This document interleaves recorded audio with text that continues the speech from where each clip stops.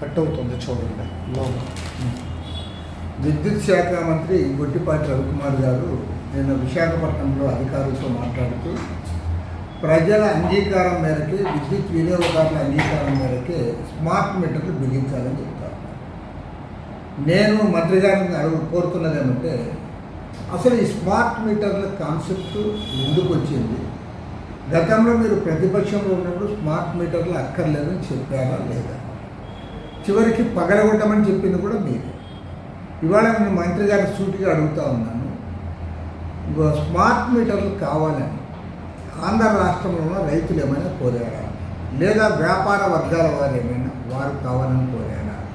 లేక ఇండస్ట్రీస్ ఉన్నవాళ్ళు పారిశ్రామికవేత్తలు వారెవరైనా మాకు స్మార్ట్ మీటర్లు కావాలని ముందుకు వచ్చారా? మరి విద్యుత్ మండలి లేదంటే గవర్నమెంటు ప్రజల కోసము వినియోగదారుల కోసం పనిచేస్తున్నామని చెప్తూనే ఇవాళ మీరు బలవంతంగా మీటర్లు పెట్టడానికి పోయి వారి అంగీకారం తీసుకోండి అంటే ఎవరు కోరారని మీరు స్మార్ట్ మీటర్లు ఆర్డర్ ఇచ్చారో చెప్పండి. ఎవరు కోరారని చెప్పి స్మార్ట్ మీటర్లతో వాళ్ళకి అదానితో అగ్రిమెంట్ చేసుకున్నారో దాని గురించి మాట్లాడితే బాగుంది. కాబట్టి అంటే మీరు అధికారానికి వచ్చిన తర్వాత మాట తప్పుతున్నారు. స్మార్ట్ మీటర్లు అక్కర్లేదని ప్రతిపక్షంలో ఉన్నప్పుడు చెప్పి మీటర్లు బిగించడానికి వస్తే పగలగొట్టమని చెప్పి ఇవాళ ప్రజల్ని అంగీకరింపజేసి స్మార్ట్ మీటర్లు పెట్టమని చెప్తా ఉన్నారు.